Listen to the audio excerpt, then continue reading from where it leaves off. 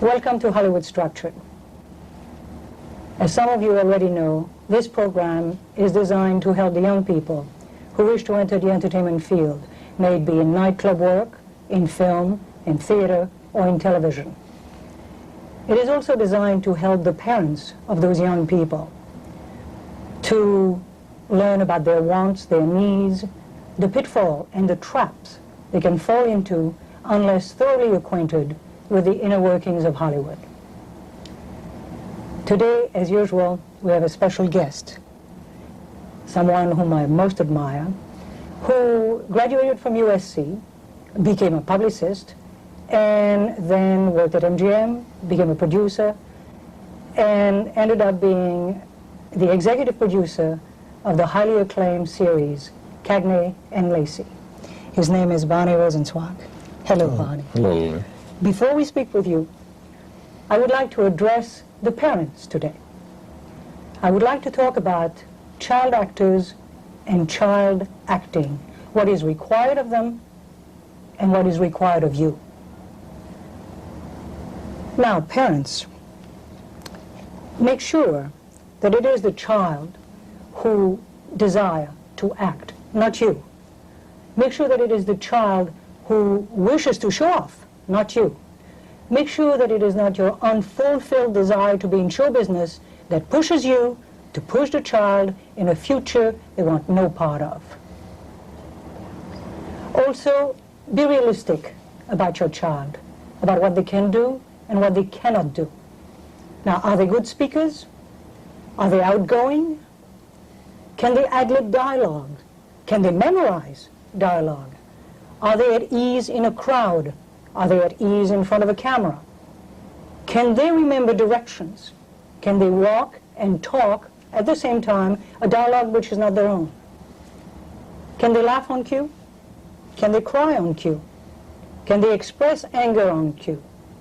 Can they call strangers mom and dad even though they are not their real parents? And are they comfortable, pardon my French, are they comfortable with adults? Because remember, they will spend most of their young life working with adults and working for adults. Now, if you can answer yes to most of these questions, if you decide that indeed your child is outgoing enough and resilient enough to accept countless rejections, well then let's examine the steps that you have to take in order to make your child a working actor.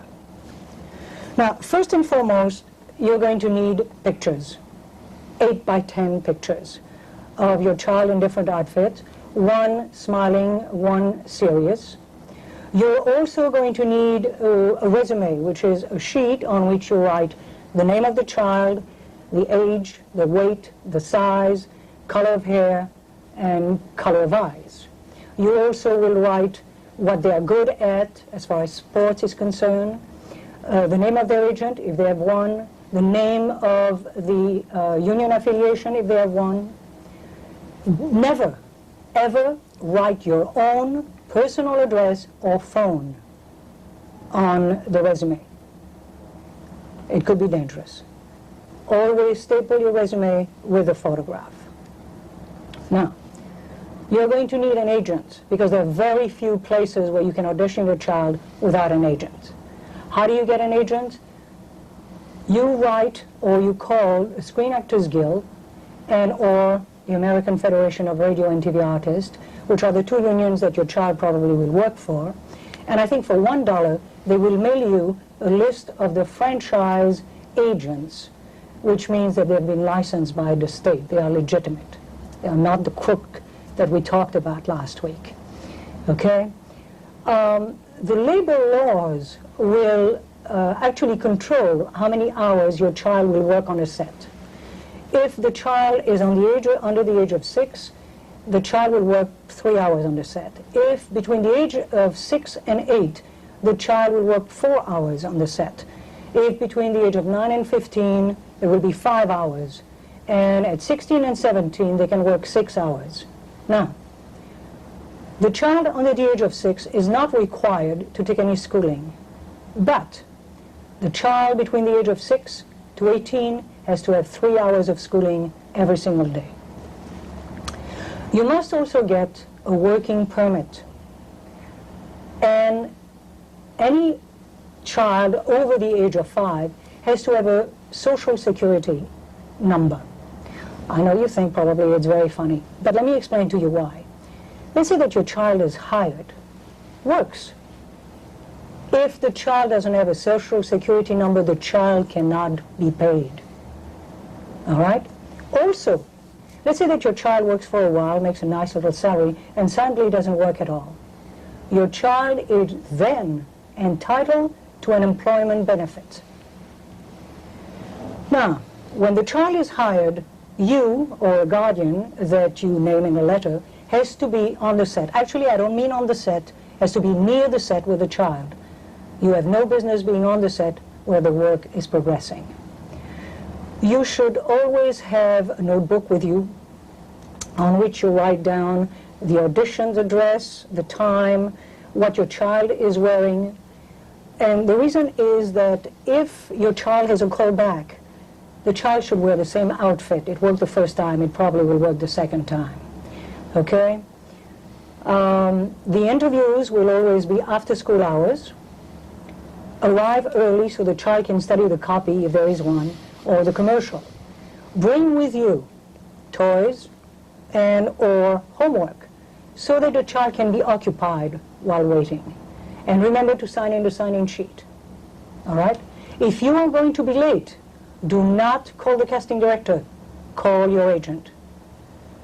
Now,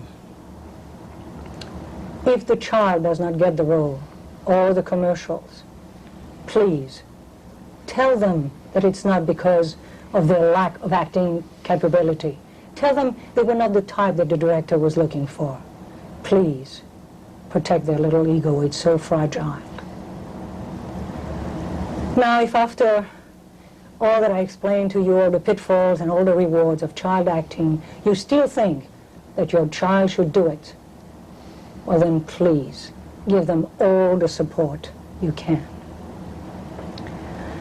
Talking about support, I would like to go back to our guest today, who has given support to many causes and therefore has received many awards. A gentleman who is now Vice President of Weintraub Entertainment Group, Barney Rosenzweig. Yep. Barney, my first question to you is, what happened between political science and becoming a publicist?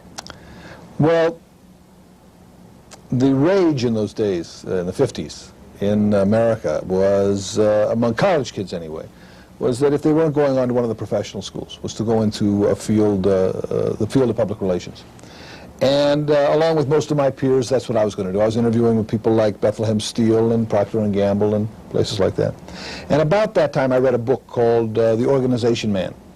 And what it did was pretty much describe my dream. Gray flannel suit, picket fence, house in the valley, $17,000 a year. And it literally scared me to death when I read it. And I thought, I can't do this. This can't be the rest of my life. I have to do something else. And I wanted to go into show business. Now, I had an experience at the University of Southern California. I was a very, very out front, very popular guy. I was what they called the Yell King. I was the guy in front of the microphone in front of 6,000 students every Saturday, exhorting them to cheer. And I didn't do what the kids do now, and some of them did then. I didn't do a lot of acrobatics or any of those things. I had my own unique style, which was very non-athletic and was mostly cerebral. I did jokes. I did stand-up. And I was very good at it. Jim Murray, who was then yet to win the Pulitzer Prize, wrote an article about me for Sports Illustrated, and I kind of became sort of a mini celebrity. And I thought, that's really what I want to do. But I got married in my senior year in high school, and the idea of moving to the Borscht Belt with a wife and becoming a stand-up comedian was a little bit of a stretch. So I had to get a job. I began interviewing around in show business and got an opportunity to get in the mailroom at MGM Studios at $65 a week. And in 1959, even in 1959, $65 a week was not a lot of money. But I got that opportunity, and I was there for just a few months, taking tours. In those days, you know, the studios paid guards to keep people out, Now, you know, they charge money to let you in, but then they paid people to keep you out. So it was a very rarefied atmosphere. I took people around who were like theater owners or stockholders or members of the press, and I took them on these tours. And in doing that, I learned about the studio. I learned where everything was. I learned what people did so that I could sound intelligent when I was talking about this thing. Now, which studio were you in? This was MGM. I worked for Howard Strickling at MGM, who was one of the giants of our business.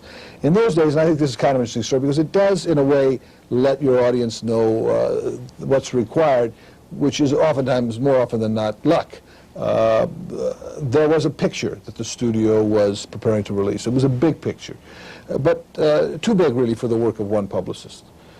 But no one wanted to put two publicists on a picture, so they said, "Well, why don't we get the college kid? You know, he can type. He knows how to spell. He can help out the publicist." So that's what I began to do. And I was in this meeting, and one day there was this large meeting. The whole staff was there. 40, 50 people were there. I'm pressed up against the wall somewhere, and they're having this terrible trouble. They're having this charity premiere of this important $15 million movie. In those days, a $15 million movie was everything the studio had was placed in this picture.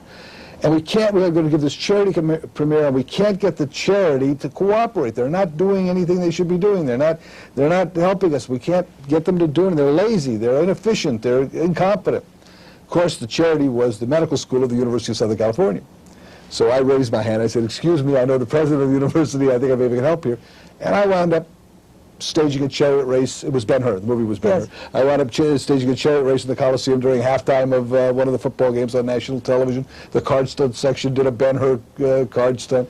And I kind of overnight became sort of a celebrity in that field. I wound up handling the West Coast premiere of the picture. I was 21 years old and very hot young kid.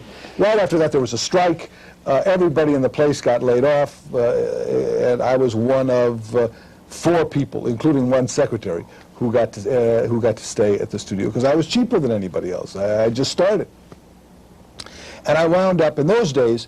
Hedda Hopper and Luella Parsons were both the reigning queens of gossip columns, and each of them had their own studio publicist representative. And the two, even at the same studio, they were competitive with each other. One took care of Luella Parsons, the other took care of Hedda Hopper. One took care of Mike Connolly for the Hollywood Reporter, the other took care of his counterpart at Variety, Army Archerd, and so on. Well, I wound up handling all of them because everybody was on strike. There was nobody. It was an actors' strike. The whole studio was shut down. At 21. 21, and I'm taking on Tuesday nights, Hedda Hopper to Chasen's. On Wednesday night, I'm over at Luella's for a special dinner catered from LaRue, and I was doing it all. It was a fascinating time, and it was a very short, condensed educational period. When the strike was over, a few months later, everybody came back to work, and Howard Strickling called Hedda and called Luella and said, "Great news, my people are back. Guess who's now going to be handling you?" And they said, "No, we like the kid." He said, "But he's doing both of them." And he said, "We don't care. We know he's playing both sides of the street, but he's okay. We like the kid." So I was suddenly made. I was a big hotshot publicist, suddenly getting swimming pools and sports cars. I was a very fast, very rapid rise. By 22, I was making more money than my father ever had made in his life. It was a very heady experience. Not exactly like superstardom of a rock star, but it was from my frame of reference, it was a very heady experience. And as you said to the young people over there, one way was pure luck. The other, you were qualified. You were in the sense that you could talk to people. Right. Your sense of comedy, of being somebody who's always behind the microphone. I had a certain amount of communication skills. I certainly wasn't shy, which helps. It's difficult. At least I wasn't shy in public situations. But there was no substitute for being in the right place at the right time. I'll give up all the other qualifications for luck. Okay. Now, what happened to the publicist who then became a producer? Well, I hated being a publicist. See, I had a good time for a while, but then what I discovered was the essence of publicity was, being a publicist, was anonymity. And I liked being a celebrity. I had been a celebrity at USC. I had, I liked being an MGM studio spokesperson. I liked it when Marilyn Monroe would get fired, for instance, at 20th Century Fox, and Joe Finnegan of the United Press would call and say to me, "What does this mean to the industry, Barney?" And I would tell him what I thought, and he'd say, MGM spokesman or industry spokesperson would say that this means so-and-so. So that part was fun. But what I didn't like was sitting at a luncheon with Lydia Lane and Paula Prentice while the latter was giving the former beauty tips, you know. My only function there was to introduce the two people and to pay the check. And it was terribly boring. And I didn't like it when other people were giving interviews. I wanted to say, why are you listening to them? I'm much more interesting, you know? So that part of it, the job, which was most of it, is what I really hated. So I determined to get myself out.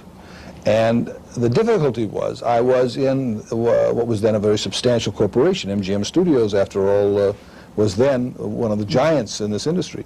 And the corporate policy was no lateral movement. You could move up in your own department. If you were in the accounting department, you could become the head of the accounting department. If you were in the camera department, you could become the finest cinematographer in the world. But you couldn't become something else. You couldn't move over to some other department. So it became a real problem for me, and I had to find a way to use my expertise and to use my contacts and yet escape that policy of no lateral movement. How did you do it? How I did it is one of the great parts of my book, which if I'm going to give away all the secrets, then no one will buy my book, Lilyan. The fact is I did it very cleverly, and all the secrets are in my book, which will be coming out next year. Doubleday is publishing it. And at the moment, it's called 0 to 50, A Life in the Television Fast Lane. But that will be improved. You will change the title? I don't know. I started to write the book originally under the title Cagney, Lacey, and Me. When I finished the book was quite different than what it was when I started. It became a much larger book than just the Cagney and Lacey experience. It became a lot of stuff about the things we're talking about. And it's, in a way, a painful exercise. So I want to express some of that in the title of the book now. And I don't think it's right to call it Cagney and Lacey and Me anymore. But at the moment, I'm also thinking of titling it "It's Only Television." But I haven't really settled on it yet. I'm just finishing it now. Why don't you tell the audience how you became a producer? Well, I had several opportunities, it turns out. I was willing to trade expertise in the publicity field for an opportunity in the production field.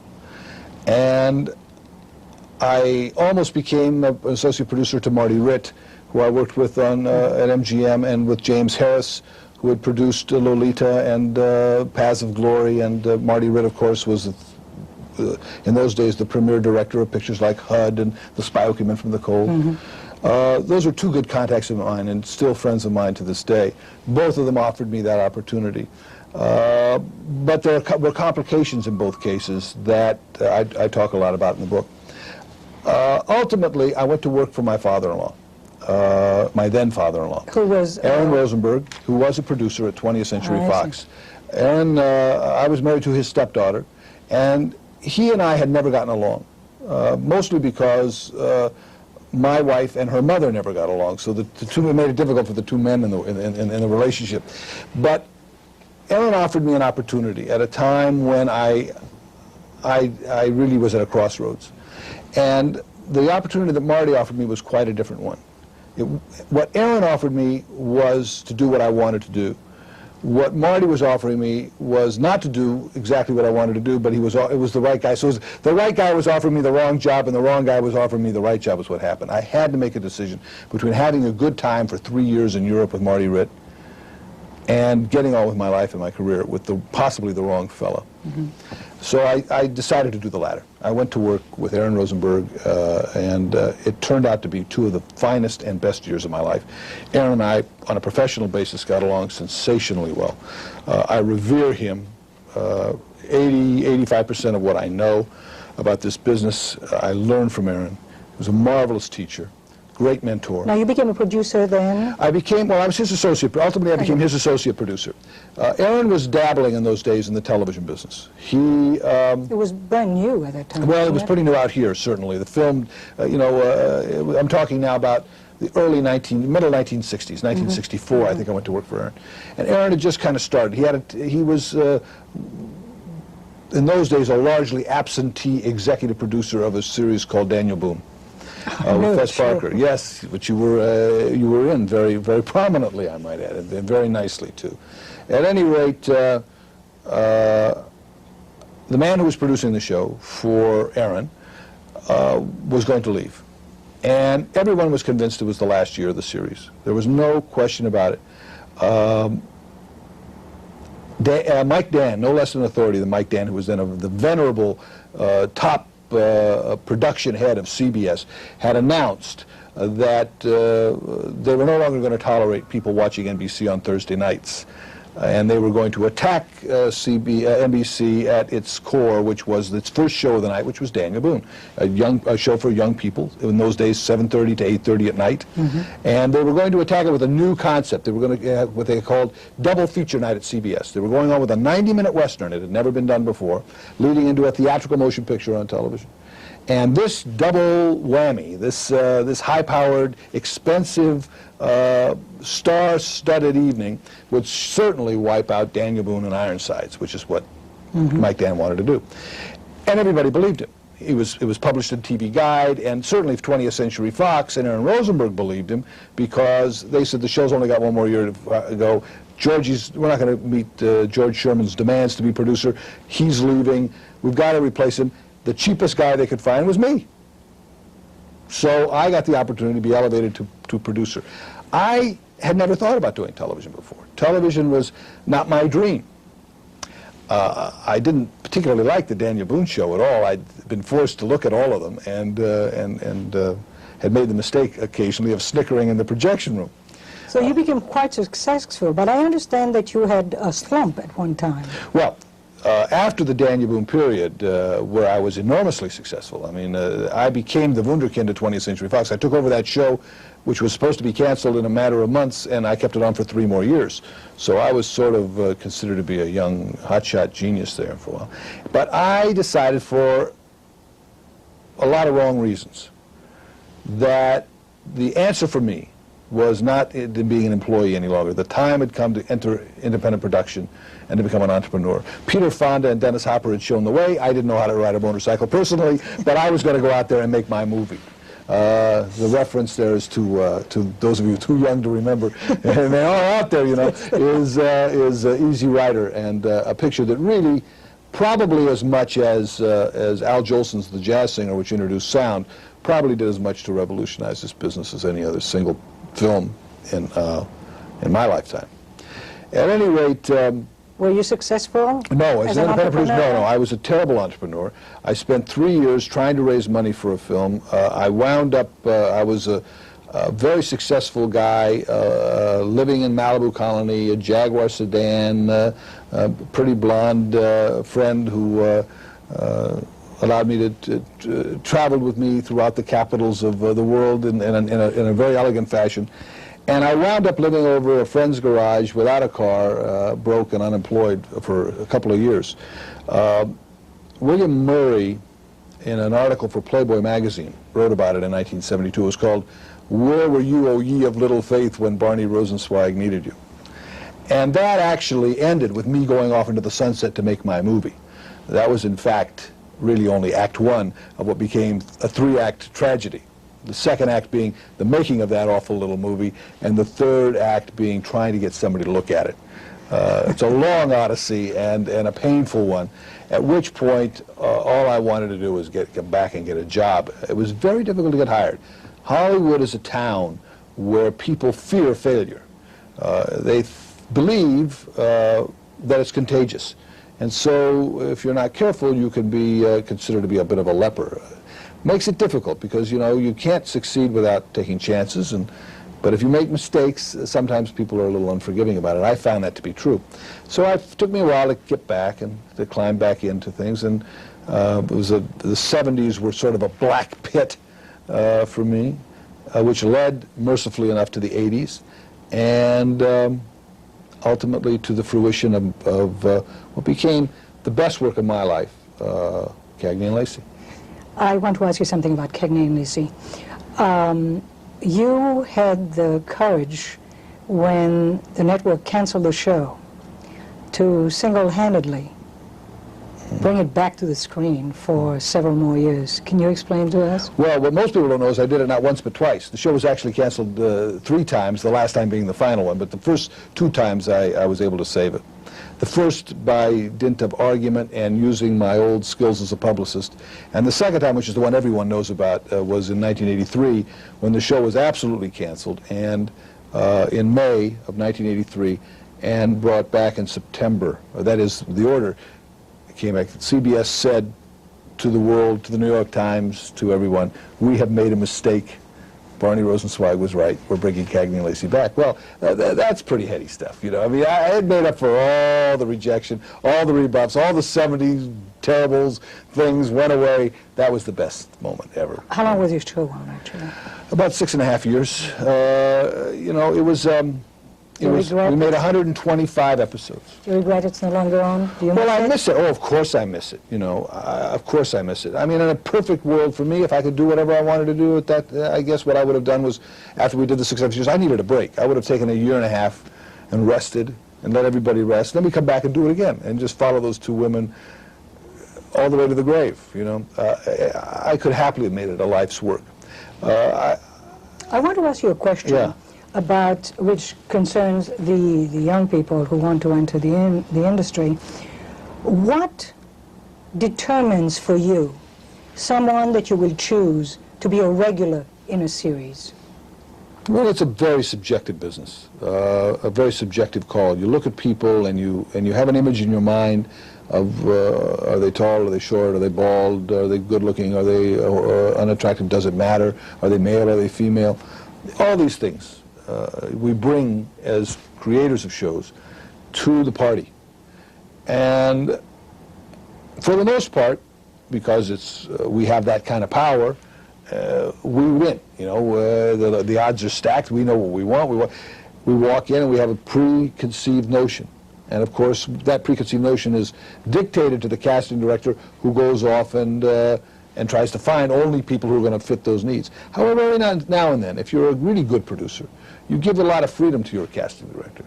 And every now and then people come in that don't look at all like you expected them to look. Or they have a very refreshing approach to the part. The part calls for crying, and they come in and they decide to laugh through it. And it's exciting. And you say, my gosh, I never thought of it that way. That's a new idea. So it's difficult, you know, to give people advice, because the chances are, if you conform, if you fulfill the preconceived notion of the person who's doing the hiring, you will have a better chance to get by that day and that bit part.